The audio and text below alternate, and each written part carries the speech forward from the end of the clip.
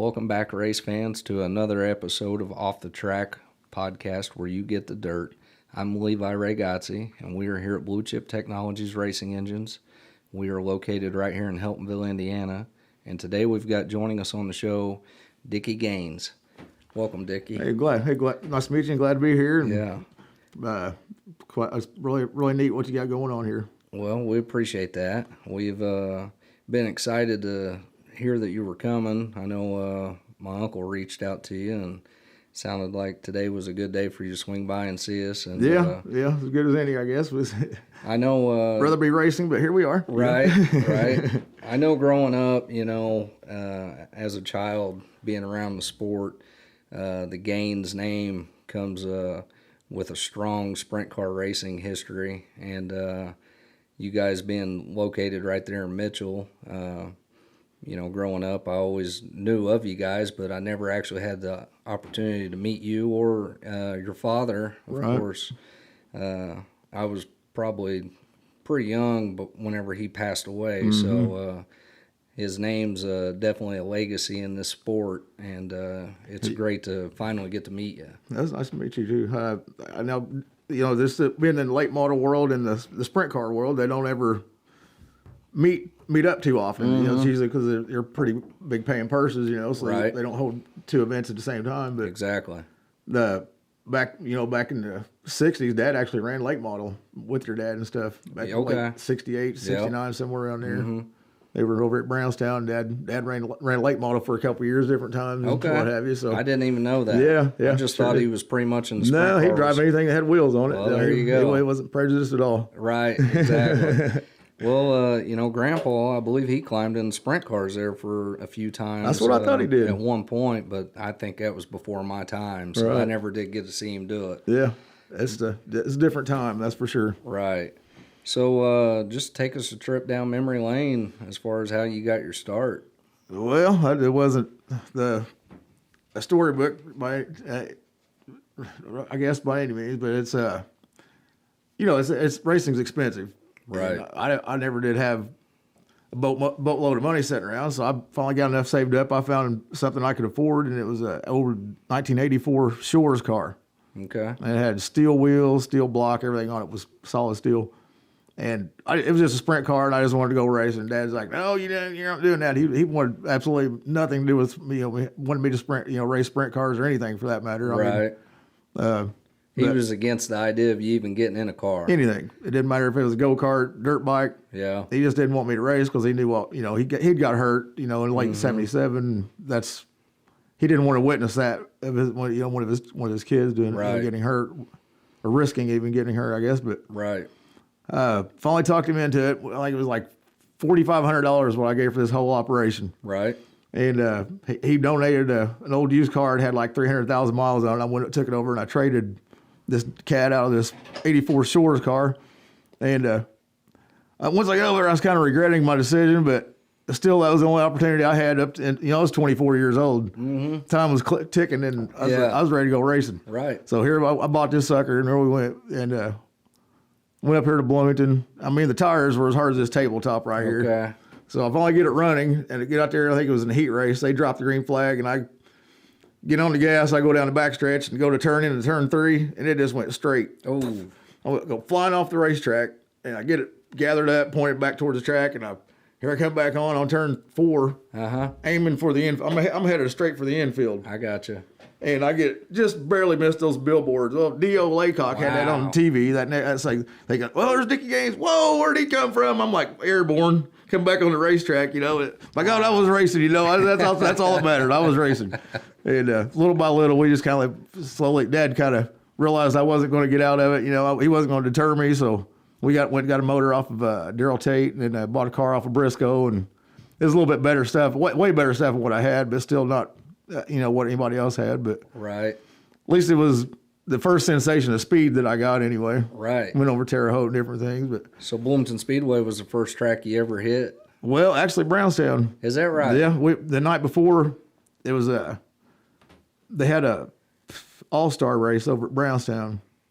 I went over there, and I don't even know if I didn't even think we were just trying to get the kinks worked out. I could just put this car together. But the first race I actually raced at was with Dad. It was on a Sunday at Bloomington. It was, like I said, it was the next day. It was at a race fest or something. It was a heavy racetrack. Dad ran one of Briscoe's school cars. Yeah. And I got a picture of him in hot laps. And I kid you not, the right rear tire was the only thing on the ground. Ooh.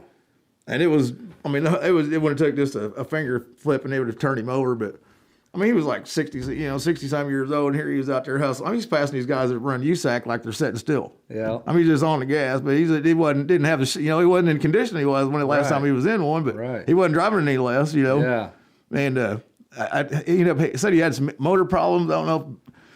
I think he realized this is stupid. This is a dumb idea, because this is a heavy racetrack, and it was just probably flat wore out. him out. Oh yeah, and then we did get to start the heat race though, and we started the heat race in the same heat race, and that was pretty cool just to to have an opportunity to be on the racetrack. Right. He said, "Son, you'll never pass me." He's like, "Yeah." I was like, "Oh yeah." I said, "I'll run you off the damn racetrack before you ever pass me." He's like, "You ain't never going to pass me." I was like, "Okay, man." So did you get it done? No, I didn't. No. I think I dropped out before he did in the heat race.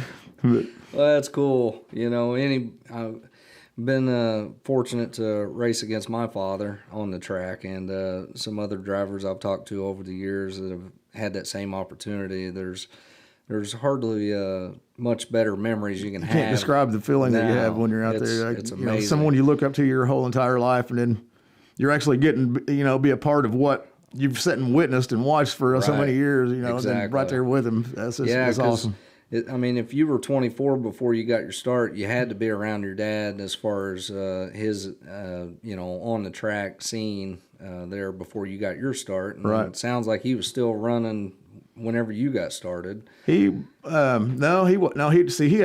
set out probably it's close to 10 years when I jumped in one. That's why so there was like almost 10 years that he was not even in gap. That he wasn't even in a car. And then he goes out there like driving like he was, never skipped a beat. Right. Yeah, well, it was a little different ball game, Like I said, it was Bloomington, this heavy lockdown. It was a big curve. It was like about a foot tall curve that day. But. Well, you take 10 years out of this sport and you jump back in it, a lot of things change. Not just, you're rusty as far as getting your skills back, but the tire cars, technology, tires, everything, shocks, it changes so quick. It's crazy how fast stuff is advancing now. Exactly. Yeah, looks like you guys got a pretty good head start on the game. Well, we're doing. Operation. We're doing. You got a nice operation. We appreciate that, and we've worked hard on it, and hopefully, it's going to work out. I think you'll be fine from what I can see. Yeah. Well, we appreciate that, and we've been working hard on it. Like I said, we were definitely looking forward to actually opening up the other half. I bet. We've been operating out of another facility here for a while now, and pretty exciting stuff. Yeah, it's worked out. So we've got a few questions together for you as far as just random things for dirt track drivers, but all the years of racing, what would you say is one of your favorite tracks that you've ever driven on? Oh, Eldora. Eldora? Yeah, there's by far. No question. Yeah. I'd say in a sprint car, you're moving around there pretty quick, and the adrenaline rush has got to be insane. You really didn't know you could hold your breath for 30 laps. By gosh, you can do it. I know just wheeling a mod around there, it's intense. It is. I'm sure in a sprint car, you guys are definitely on the wheel and just hammer down. Well, just walking into when you first arrive at the place, and everything's kind of sunken. Yeah, and you can see the whole entire place. That's amazing. It's intimidating. Facility. It's kind of a little bit intimidating. Oh yeah, it is. I know it'd been 98 was the last year I'd been up there until 2017. Really? So I had not been just to even watch. 98, I watched the World 100. Went back up there in 2017 and watched the World 100. Okay. This time I take one of my kids with me, and he just absolutely ate it up. But 2018 we took our mod up there. That was one of the old bucket list deals. I had never had the opportunity to drive on it, and we wanted to make sure and make it over there, and we did. And that's awesome. As soon as we got there, we pulled down over to the track, down in the pits, and it started raining. And I thought, oh, man, not only are we going to get rained out, but we're going to be sitting here until tractors can get us pulled out. But Rain delay, they fortunately, with all their expertise in preparing a track after a rain like that, they done a phenomenal job, and we were able to go ahead and get a good night in. So We were there at Four Crown one year. It had a rain delay, what have you, but it was 7 o'clock in the morning as I was walking out to the car, and they were still running the modifieds. wow, I mean, we sat there all night long. But Earl was determined he was going to get that race in. He got it in. There was no rain date. He got it done. yeah, he was a very special man to put together that. That place is just by far an amazing facility. Right. You can't describe it. You can't do it justice. You just have to go. Right. To actually, Witness it for yourself. Right. That's the only thing that's going to do it justice. So whenever you guys were getting your start, what was your season like? Did you guys basically start just running local tracks and working your way up as far as Yeah. Well, probably the first 7 or 8 years, I just ran around here local. Mm-hmm. I'd go to Bloomington on Friday night, Perrigan on Saturday, and then put the wings on, go to Hobstad on Sunday. And then There you go. I did that for probably, 2 or 3 years. And then we got a little bit better equipment, and then started venturing out a little bit farther, and just next thing you know, you're full bore. You're Right. running. Well, after Dad passed away, like he never would let me go to Eldora. He flat refused. He said, "You're not going to go to Eldora until I'm gone. Yeah. And once I'm dead and gone, do whatever you want. But until There you then, go. he's like, you're not going. Yeah. Period. No questions asked." So, was the first place I went? Yep, we went to Eldora. That first year, like I said, I fell in love with the place. You can't see, but only so far. You can't see through all the way through the corner. Right. Oh, and no. at the rate of speed you're going, what I mean? It just adds to the intensity Oh, of it. What I mean? It's amazing. Yeah. Yeah. When you're hauling mail into the corner, like you go into one, and like you said, you can't see out of two. No. And you're just, Yes. Yeah, you're throttle giving it all mast. you got. You give Right. it all you got, and trying to convince yourself to get up there next to that wall. Yeah, I could, in a full-size car, it's one thing, but you guys, you're putting that right rear tire up there on the edge of disaster constantly. Absolutely. And that's what I mean. It's hard to duplicate that. Right. It's hard to find another place where you can go and get that same sensation. But after that, I just we just started going everywhere. We kind of Travel went over to around. Ohio. Then after that, we just kind of branched out. We went to Florida, and then we went out west and stuff. And just Nice. started around with the USAC and everything. I bet that was a good time. It was. So, what was your crew like? Was it just you, or did you have some friends? Or? No, Bob Fleetwood. He lives here in Bedford. Yeah, Bobby. He's from Heltonville. Oh yeah, I stopped and talked to Bobby just the other day. Did you? He's a good man. Yeah, he is. I tried to get him to come out here with me, but he was headed to run some late model stuff with Brad. Okay. Yeah. Probably going out and doing some testing. Down to Georgia. Okay. Down to They're actually hitting a race. Yeah. Well, good for Yeah, them. that's So I mean, you got to do what you got to do. I guess Right. that's what racers do. Yeah. Somehow they'll make it happen regardless. That's right. Even if it's mortgage in your house, well, it's still. That's exactly right. But now speaking of, that's why I had my own car up till probably would have been 2004, 2005, and it just. I mean, the money moneyed me to death, and I just decided the only way I was going to continue at the level I was at was, I was going to get on a team somewhere, and that's what we started driving the 21 car. But no, Bob and those guys, there's Richard Dotz, Brian Dalton, Jeremy McPherson. I mean, they were, without, you got to have help. There's no way in the world one person can ever do anything. Right. It's just, there's a lot involved, especially when you start going, traveling with USAC and what have you. But they stuck it, through with me, and we made it happen. Like I said, it took a lot of different things to finagling things around and a lot of sacrifices, but it's something you can't ever go back and do. Right. So you only get one time around on this world, so might as well right. live, make the best of it. Well, Jeremy, that's funny you mentioned his name. I grew up racing go-karts against him. Oh, really? So Larry was Yeah. his dad, and him Yeah. and my dad worked together. Yeah. And Okay. at one point, and then me and Jeremy got to knowing each other pretty good about running go-karts against one another. I'd say we was probably 10, 12 years old, pretty Right. young. But That's pretty cool that he was able to help you out. Yeah. Oh, absolutely. Yeah. I put him in the car one night up at Perrigan. Yeah. Yeah. He had the time of his life. He's ready to do it again. He's talking about like maybe getting another car, getting something to play in the dirt. Well, that'd be cool. I'm trying to talk him into getting one of those little, the little late models. Mm-hmm. Like RC cars? The 1100. Yeah, I know what you're talking about. I've seen like the modifieds, but it's modified. Okay, it's a modified. Okay. Yeah. They're kind of like mini mods. Yeah. The ones that run down at Little Salem. Kind of like a Legends car, but got the late or the modified suspension. Yeah. They had some down at Little Salem dirt track last summer. Exactly. And they were getting a few of them. I mean, I don't know if they had 10 or 12 of them or so through the pits. It looked like they'd be a lot of fun, though. I got to see them run a few laps, and they sound like they're screamers, They're pretty quick, though. Yeah, for what they are. They look like it. It seemed like they would be. They don't weigh much, so I'd say they'd be a blast. Yeah. I don't know what kind of cost you get into. Racing's racing, you know. Anything with the word racing, you're going to spend money. Oh, yeah. That's right. It's got to be fun. Right. Exactly. That's what it's all about.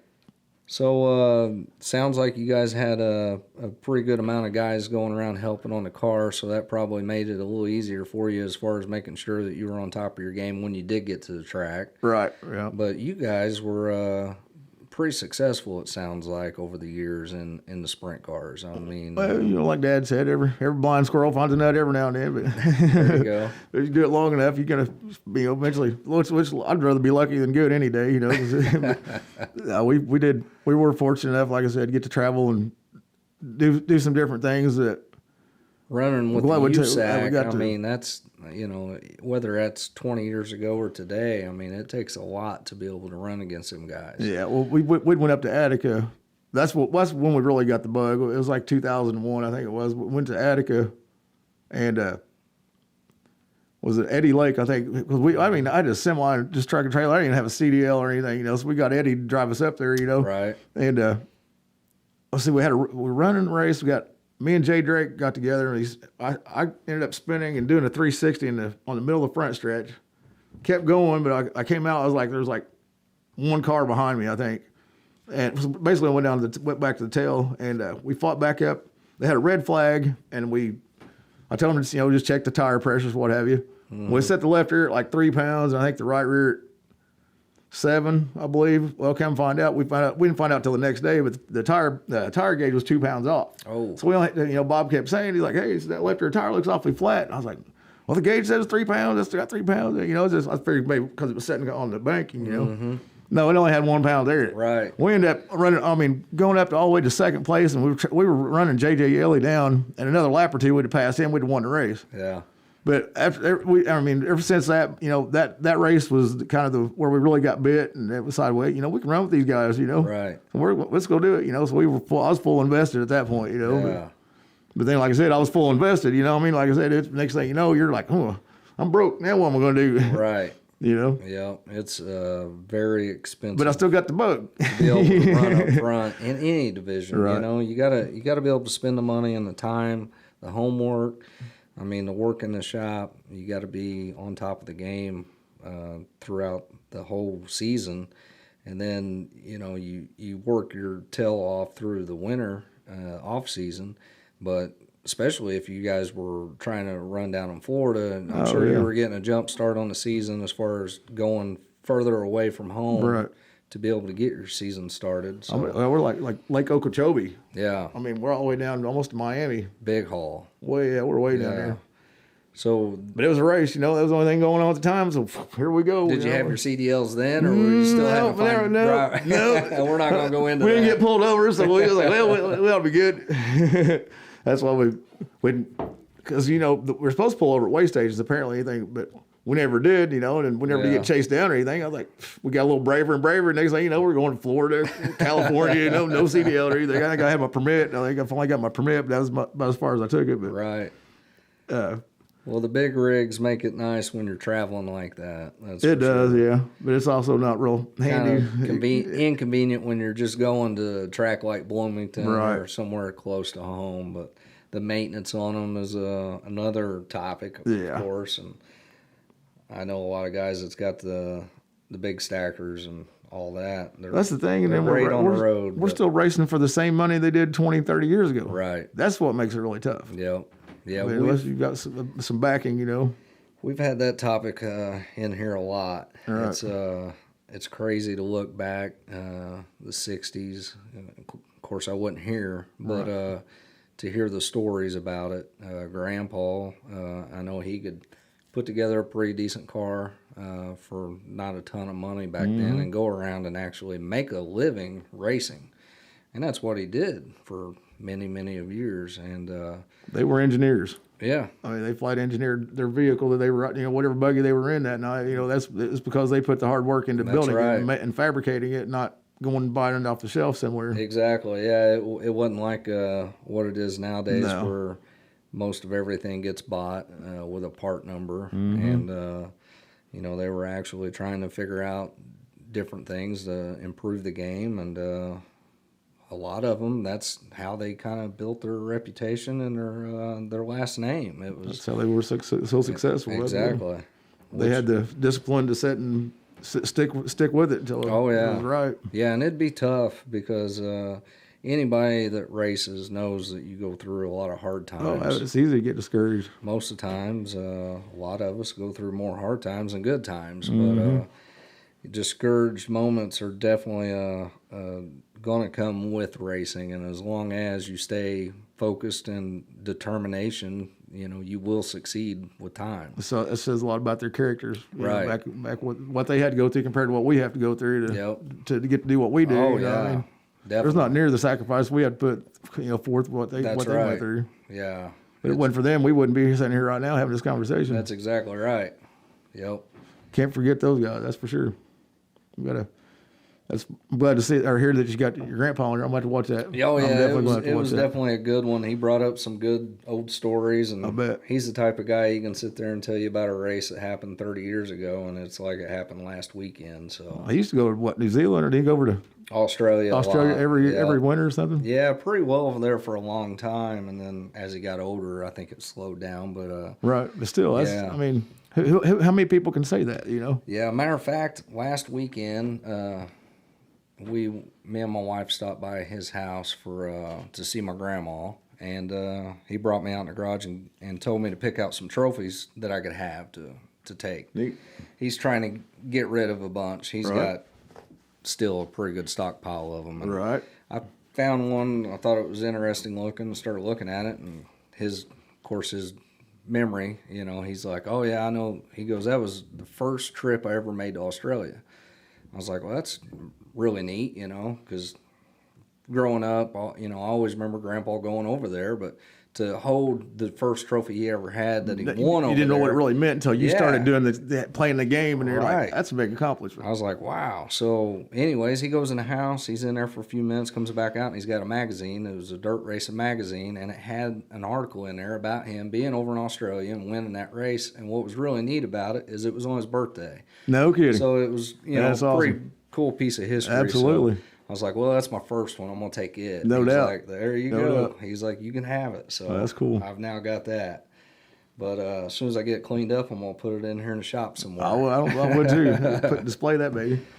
So your dad growing up, you guys finally convince him that, you know, you're racing now. And at that time, was he traveling with you at any point there? Like when you were 24 and your 20s, was he actually helping you make those calls on setups and stuff? Or? No, that's the thing about Dad. I don't know. And talking to Carl Kenter, hearing him tell it, I guess pretty much like back, especially back in then, you know, there was a racer, that, you know, there was the drivers, then there was the mechanic. Mm-hmm. You know, they said that it's kind of funny. He's like, you wouldn't think that, but he said a lot of the drivers, they don't know anything about setup, how to set a car up. Right. Well, that was my dad. Mm-hmm. You know, he knew how to do one thing, get in there and run the wheels off of it. You know, and he did it well. You know, he couldn't tell. I mean, he just never was involved in that aspect of it. He owned cars back, I guess in the early '60s, maybe late '50s. But Damn, that's been a while. It's been a Well, minute. yeah, I'm trying to think about it. I mean, Yeah, that's been a minute. I know when he owned that dirt track in Mitchell, Right. that I believe Grandpa said that was in '63, if I'm thinking right, whenever he went there for his first time. Okay. I think. So I'm trying to picture your dad having the time to race and own a track, Right. and maintain that. Well, he didn't really race at his own track too much. I guess sometimes was they just like a filler, just if they didn't have enough cars in a certain class or whatever, then they had the cars that they'd run. Yeah. He'd jump in one of those or jump in someone else's car if they need him to. But no, he'd run the rig, drive the truck to the racetrack and stuff, and then coach me. We'll just say that he would coach me. But as far as the setup and stuff, I was kind of left on my own to try to figure that out, and that was quite the learning curve because I didn't have anything to even bounce ideas off of. Really, just Right. kind of go ask this person, what do you think about this, or what are you doing, and go try it, and you eventually learn what you like by feel, and Right. We'd be at Perrigan, and I'd come in after hot laps or something. I'd jack it up. I've got all 4 tires off the ground, yanking everything, all 4 bars out, changing shocks, bars. But finally, he's like, leave that damn car alone. He's like, quit changing stuff. I'm like, just go out there and drive that damn thing. He's like, I ain't changing nothing else but the driver from here on out. So I got to learn to, maybe screw myself up, more than anything. But Yeah. it's hard to learn anything if you're always changing it, Right. You don't even know what to expect. But Yeah, especially if you make a lot of changes at once. yeah, and that's what I was doing. I was like I said, we'd have all 4 bars out of it, all changing everything on the car because it didn't feel right. That's all I knew, Right. So had to do something. But he would he stuck with me pretty good until I jumped a right rear wheel down at Hobsod. It was a wing race, and I was underpowered and all that stuff. So I was trying to make up for what power I didn't have by not lifting. Mm-hmm. Well, I go in turn 3, and this I can't think of what it was. It was a green 22 car. The Dwig meat car. But anyway, he kind of kicked it out going as he entered the corner, and I jumped his right rear tire. Okay. And that thing was making so many crunching noises. I thought I took like 2 or 3 cars out. I bounced off the billboards back on the racetrack, and I was like, man, them guys are gonna be mad at me. I get out, and I'm the only one. I'm by myself. I'm like, nah, this tore all to hell. Yeah. I went back and got back in the pits, and my dad's face was about as wide as that coffee cup right there, and he just kind of slowly started, staying at home. He stayed, he'd go every now and then, but Just made him it too just scared. nervous. Yeah, but that's back to the you're not going to do this thing because it just Right. scared the crap out of him. It did. Yeah. It really did. It was just, and that's when I realized, okay, I get it, Dad. Mm-hmm. That's what. Yeah. But now he stuck. I mean, he was a trooper. I mean, he was definitely the one that drove the truck home every night. Everybody else would be passed out asleep, Right. coming back from Lawrenceburg or wherever. But we went down to Tennessee even. Daniel Boone. Yeah, it sounds familiar. Somewhere there. I was like, Yeah. well, I mean, there's like rooster people had, we're driving past these houses and they had like rooster pens out in front of them. They had like 50 roosters in them, fighting roosters, That's like, crazy. hey, we're out. We're out here We're now. out here in the country, yeah.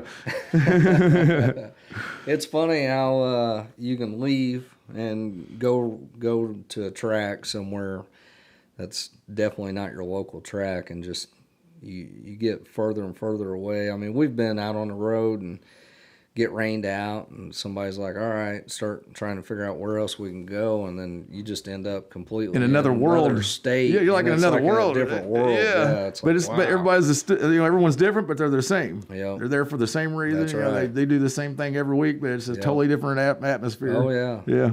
Yeah. It's good memories. Absolutely. Stuff that you figure out on the road. And I was just talking to a cousin of mine the other day. I said, you remember that time you guys took off? And I don't remember where they were going, but it was somewhere south. And man, we were young. I was 16, I think. It was Joe Godsey's who I'm talking about. Yeah. And he had this old Chevy square body. I mean, it was just a old gray pickup truck. And he took his mod, and they were on the road, and had a buddy of ours with him, and he's passed away now, but he was with him, and Joe's wife, and they were gone, and it was like we get a phone call, and they're like, hey, we're broke down here on the interstate, so like me and Dad jump in our truck. 4 hours later, we're there, you Wow. know. But it's one of them deals where you realize that that's the kind of stuff that you remember. So whether it was a bad day for them at that point, they didn't, you know, get there on time or whatever, but you know, still ended up making it and things like that. But that always sticks in your head. And It is. I mean, like I said, it's not maybe the highlights of the reel that you remember the most, but still, it's good memories. That Right. You can't ever, you know, had it not been for racing, you would never. yeah, even have that exactly. memory. Yeah, I try sometimes to think about what my childhood would have been like without racing, or what I would have been doing. But when your whole family does it, then it's kind of hard to picture. But you know, no different than you. You grew up, your dad, I mean, he was a legend in the sport, even when you were young. I mean, Yeah, he was always my hero. I mean, right. And it was just super special. Just like I said, just go to the racetrack and see other people looking up to your hero. Right. You know, I mean, Oh, yeah. it's something that I cherish a lot. Oh, know? yeah. You cherish that the rest of your life. Yeah. So, you know, as you've gotten older, you've decided to just basically stay more local, or are you still getting out on the road and traveling a distance? Or No, see, like I said, after the Attica race, that was a USAC Buckeye Nationals weekend they were running over there, and we got the bug, and so I ended up going to Carl's and buying another motor off of him from one he'd switched to Mopar. It was the Chevy motors he had before that. We got another one of those, and then it was just all out. I mean, we were flat out racing every chance we could, everywhere we went. I quit working. I thought, we're going racing as long as as long as we can manage, as long as we can do it, keep it afloat, then we're going to do it. And we rode it out. right. We rode the storm out as far as we could, but it's tough whenever you need to upgrade your motor packages. Instead of talking 10 or 15,000, now you're talking 25, 30,000, even more than that now. But, oh yeah. I mean, that's just a good, decent used motor. Right. Yep. You don't win that much when you go to the even winning USAC races. That's a tough gig trying to win many USAC races. Right. I mean, you may win a couple a year, but that's still $10,000 if you win two of them. Right. Doesn't go very far. Exactly. I spent 1 year. I spent over $10,000 just in tires. Right. Tires alone. Oh, I believe nothing else. I believe it. I was like, that this isn't going to work out very long. This isn't going to keep sustained. And that's one of the most important parts of a car is tires. Absolutely. Tires, engine. I mean, it all adds up clearly. But you got to have tires. And but the pays, like I said, your reward at the end of the night is not balance. Right. It just everything's kind of increased except for the purse. Yeah. And that was kind of what we was talking about earlier with Grandpa saying, he used to be able to put a car together pretty cheap and go out and run and make a good living, really. And sometimes, we take things and look at it. However, the sport is there because the fans are there in the seats, and you got the drivers paying all this money to keep their cars in the, going. And, it's tough because the promoters have got to, they got to make their living. They got the people working the concession stands and the guys out there pushing the sprint cars off in the push trucks. They're, lease. Insurance, everything. And then there's so many things going on now. There's so many options for people. Like when your grandpa was racing and Dad, when Dad was in his prime and what have you, that was the entertainment. Right. That was the big thing for the week. But now there's so many different things going on. Oh, yeah. There's so a lot of other activities taking place nowadays. It's hard to get someone to spend the money to come to sit in the grandstands, and get hooked like we did. Right. I'm sure once you get them there, they get hooked. But you got to get that first step. Is you got to get their attention and get them to get to pique their interest, I guess, where they can get them to the track. Right. One thing I think is great that you see some tracks do is like fan appreciation night, where they let all the fans in for free. I mean, to me, that would be a no-brainer as far as letting these people bring their friends and family. Right. Little kids in, and because like you said, once a person that gets that bug where they just want to watch, or they want to take the chance to put something together and try to make something happen. Absolutely. It's in your blood, and you're hooked. Well, like what you guys are doing here, it's a way to personalize with the drivers. For when they do, if someone goes to the racetrack, they have an association with someone. It's not just watching a bunch of cars going in a circle. Right. Exactly. You put a face with the name or what have you. And then you have someone to cheer on, or at least who you're watching anyway. But that's exactly right. What you're doing is real important. Oh yeah, we're having a blast with it, and it's been fun for me because I've got to meet a lot of guys that I've heard of all my life, but never had the option to sit down and just talk. I met Dusty Chapman. Here I am, 37 years old. And I never knew Dusty. I knew of him. I've seen his cars. I've drove by his house and all that for all these years, and finally got him in here. No kidding. And man, we had a blast. I mean, his story is amazing. I used to love to watch him down at Hobstad. He had that little Mustang. That was one of my highlights of going to Hobstad with watching that race. I get to watch late models. I get to watch him banging off the wall every corner. Right. Yeah, he give it old Mustang hell. That's what's really cool about, the radius around our area. You look back over the years and you think about, like you guys, you got the Kinsers, you got all these guys that have made a name for themselves in racing, and it's all within, a short distance 20-mile radius. Oh, yeah, it's crazy when you stop and think about the drivers of the local talent that have dominated Bloomington Speedway, Paragon, Brownstown, all these good tracks around here. Actually, if you get to once you get to looking, they branched out and they dominated a lot of other places. Yeah. We're not involved right there with those tracks, but they anywhere they went, they'd clean house no matter where they went. That's right. Like your grandpa going to New Zealand or going to Australia. Just clean house, but it's not something you're directly involved or here, each day and kind of don't think about it too much. But that's quite a feat. Oh yeah, it's definitely neat. And then like the Kinsers, and then I think about Carl, and I remember being with Grandpa and going and eating lunch down in Old Liddick. There used to be a little mom and pop joint down there by this close to the Casey's gas station. Yeah. Can't remember what it was called, Mary Ann's or something. Yeah. We'd go in there and eat lunch, and you'd look over your shoulder, and there was Mark Kinzer and Carl, and the rest of them sitting there eating, and we'd be eating, and it was just. Imagine how many people would be starstruck if they walked in there. Right. It was like, you know who that is? Exactly. You're just, it's just nothing to you. Just another daily lunch. thing. Yeah, just going to have lunch. Right. Yeah, but you're in the. Oh yeah, in the presence of greatness. Absolutely. Yeah. And you get to go to these tracks and see these guys that have made a name for themselves, and nowadays, I look at guys that have done that at younger ages, even.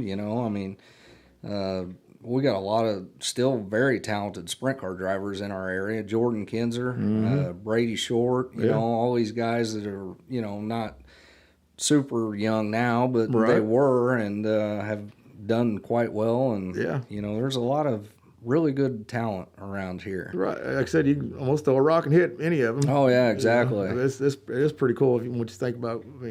You think about all the dominance this area has had. Right, the great drivers up at Lincoln Park Speedway, and the list could sit here and go on and on and on. But there's one thing that's great about the sport is how many good people there are too. The friends that you make.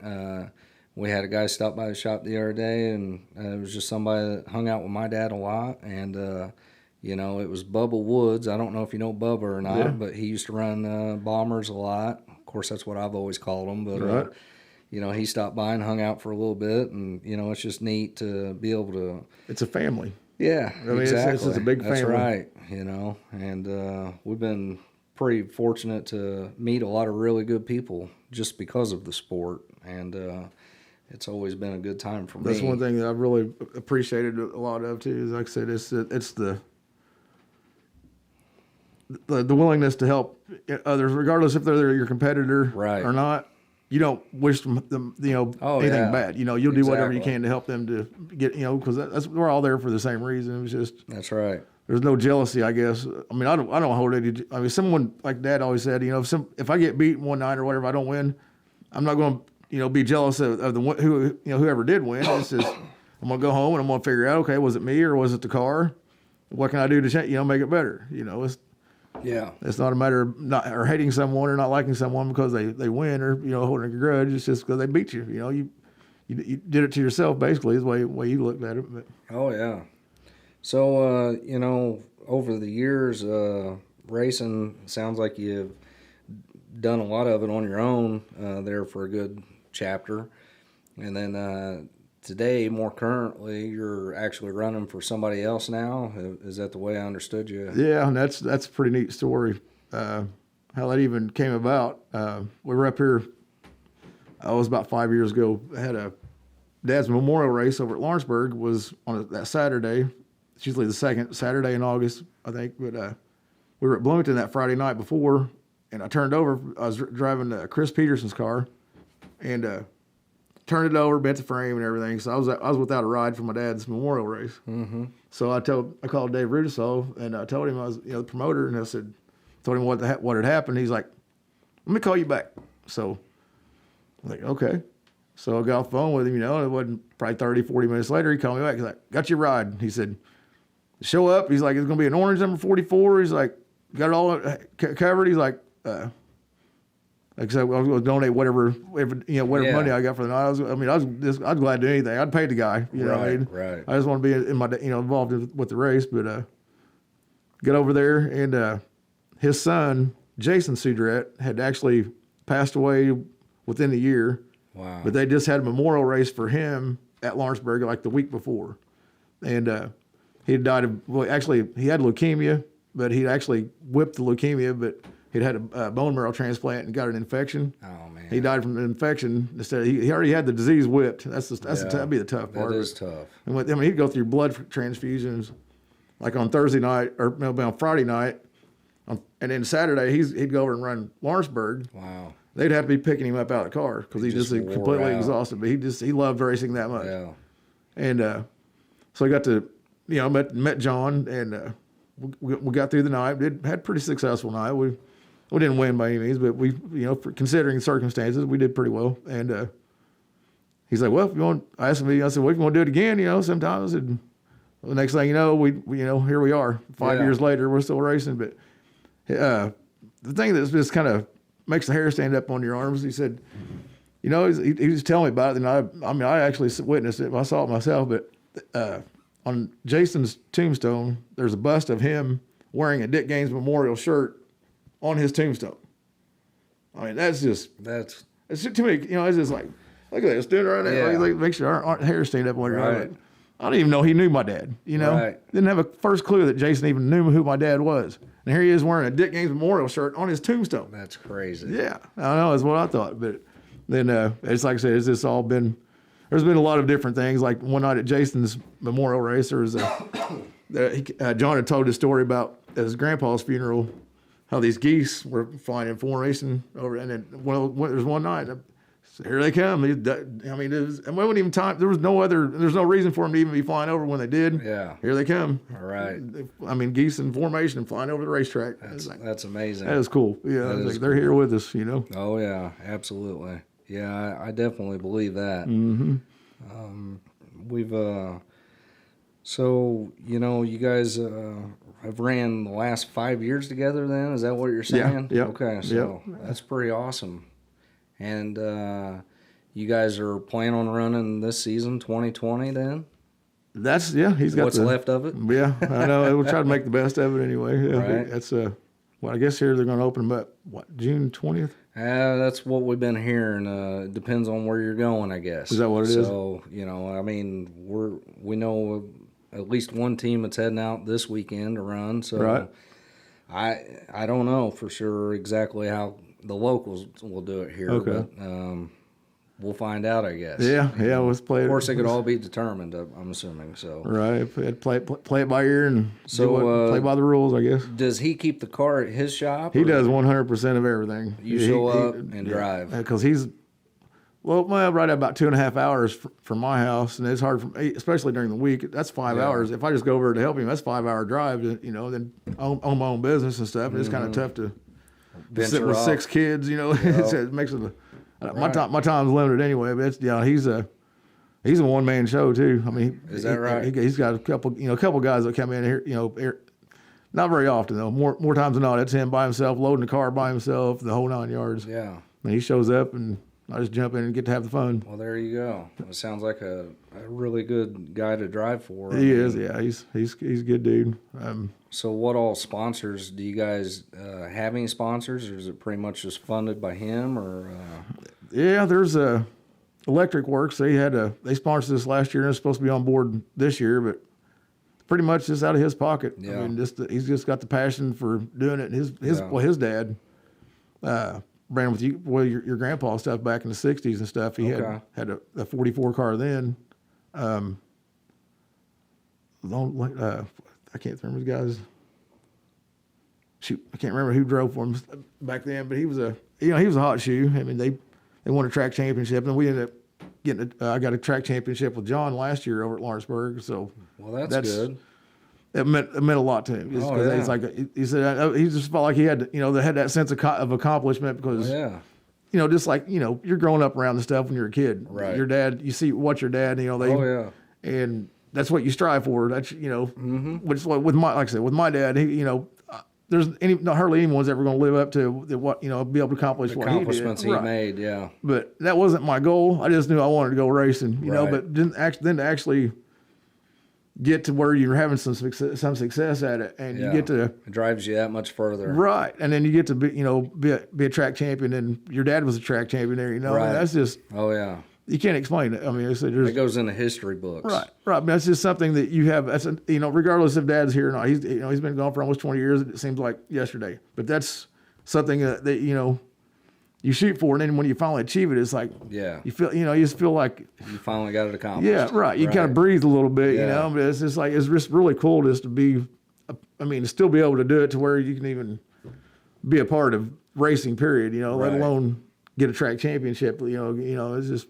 Well, in Lawrenceburg, I mean, that's not like it came easy. Right. That's another thing. You have to work for it. It's nothing's handed to you. And just kind of validates things. I guess more than anything. But yeah.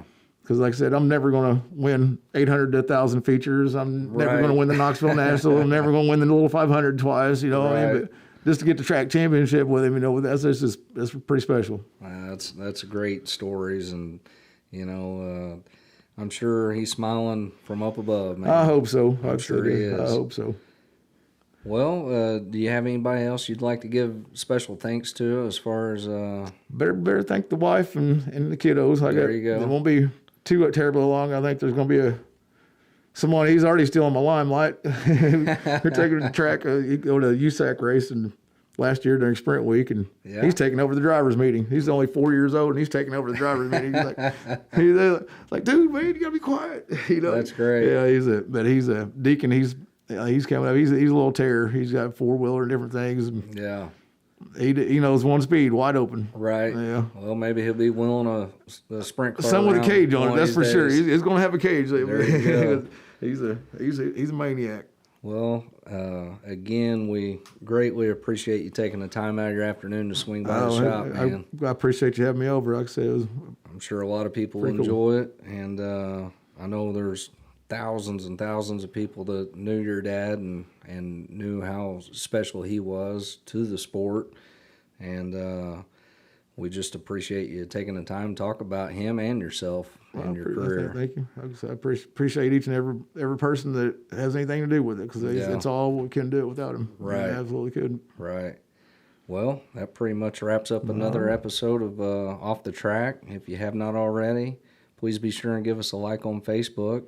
You can reach us at 1-812-807-7050 for all your engine needs.